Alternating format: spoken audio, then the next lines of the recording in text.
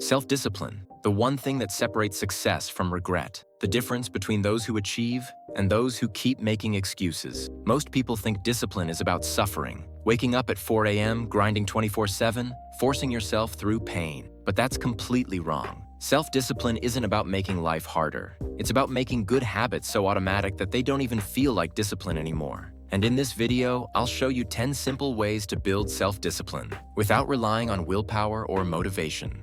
Ever had a task you just couldn't get yourself to start? Maybe it's working out, studying, or cleaning your room. Your brain makes excuses. I'll do it later, but later never comes. Here's the fix. The 5-minute rule. Tell yourself you'll only do the task for 5 minutes. That's it. The hardest part of any task is starting, but once you start, you'll probably keep going. Why? Because your brain hates unfinished tasks. It craves completion. So trick yourself. Commit to 5 minutes. Before you know it, you'll have finished an entire workout, study session, or project without even realizing it.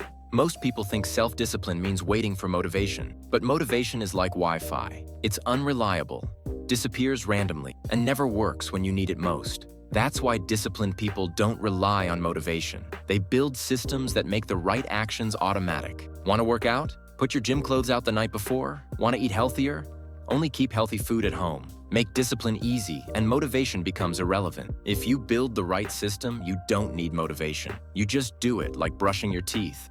Instead of saying, I need to be more disciplined, start saying, I am a disciplined person. Sounds simple, but it changes everything. When something becomes part of your identity, you don't have to force yourself to do it. You just do it because it's who you are. A runner doesn't decide whether to go for a jog. A writer doesn't try to write. They just do it, because it's part of their identity. So instead of saying, I need to go to the gym, start saying, I am the kind of person who takes care of my body. Make discipline part of who you are.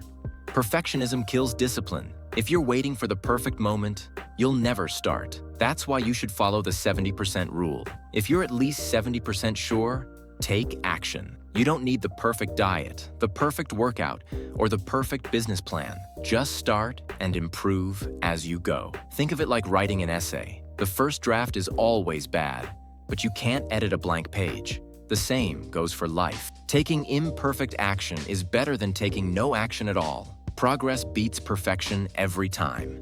Self-discipline isn't about making huge progress every day. It's about never letting a day go by where you do nothing. This is called the no 0 days rule. Do something every day toward your goal, even if it's small. Want to write a book? Write 1 sentence. Want to get in shape? Do 1 push-up. Want to learn a language? Learn 1 new word. Small steps create momentum, and momentum makes self-discipline automatic.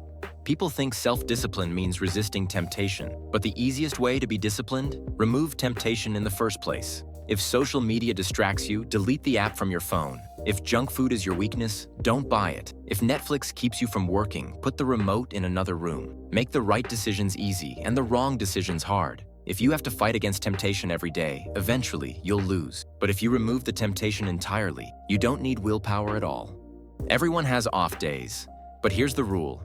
Never skip 2 days in a row. 1 missed day? Fine. Life happens. But 2 days, that's the start of a bad habit. Missed a workout? Get back to it the next day. Didn't study? Do it tomorrow.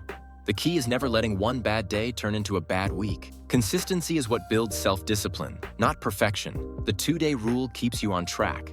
Self-discipline is easier when you see your progress. So, track it. Use a simple habit tracker. Mark an X on a calendar every day you complete a habit. Your brain loves seeing streaks.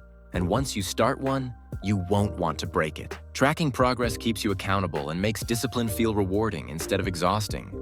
Here's the biggest discipline hack of all. Stop waiting until you feel like doing something. Want to know a secret? Even the most disciplined people don't always feel like working out, studying, or doing hard things. They just do them anyway. The more you train yourself to take action even when you don't feel like it, the easier discipline becomes. Because the truth is, action creates motivation, not the other way around.